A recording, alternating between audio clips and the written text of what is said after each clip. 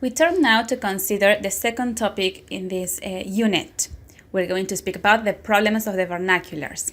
That is to say, problems that other European languages had to face in the 16th century. Okay, so by vernacular, we mean the languages of regular people, of the people in the streets, French, German, English, and Italian. The first problem we'll discuss is the struggle for recognition in fields where Latin was considered the lingua franca at the time. Yes, in fields such as science, philosophy, religion, literature. Latin and Greek both were considered superior to all the vernaculars in Europe because the classics were written in these languages, but also because they used to be the lingua francas at the time in these educated circles. So they were the preferred means to express ideas and new concepts. Classical languages then were considered to be perfect, while the vernaculars were still considered immature and unpolished. There were many champions at the time that favored the use of modern languages, of the vernaculars. One of these authors was Richard Lancaster, and here we can see a quote by him where he emphasizes this choice that authors made of favoring English, favoring the vernacular language over Latin. The second problem is the problem of orthography. In the 16th century, spelling became one of the central issues of the debate.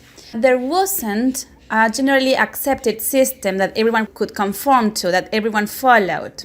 But rather, we could see that authors wrote using different spellings, or even the same author could exhibit different spellings of the same word in the same text, or even in the same paragraph.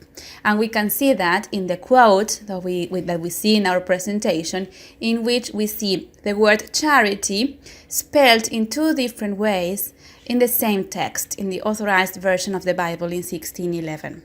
The reasons behind these different spellings are various. In the case of English, we could see that Norman scribes in the previous period, in the Middle Ages, introduced innovations. We also studied that some spellings became conventional, whereas pronunciation kept on changing, for example, due to the Great Vowel Shift. And during the Renaissance, we can mention that some letters were introduced or reintroduced by scholars so that words would resemble their Latin origin. The third and final problem is the problem of enrichment of the vocabulary.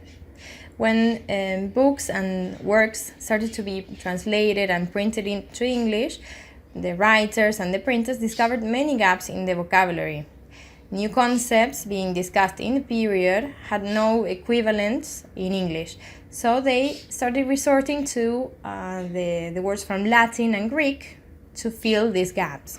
Some writers tried to resort to other means, like word formation processes, not to borrow too much from other languages.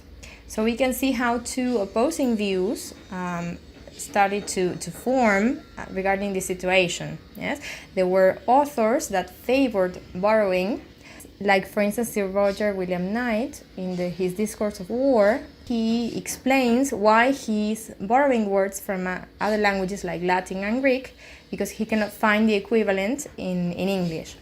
On the other hand, many authors opposed the borrowing of words, especially extreme borrowing, as is the case of Thomas Wilson in his Art of Rhetoric, where he shows his opposition to these inkhorn terms, and he calls them, which he describes as strange, yes, and opposed to what is commonly used in the language. And he goes even to say that using these words outlandish English, we may forget our mother language.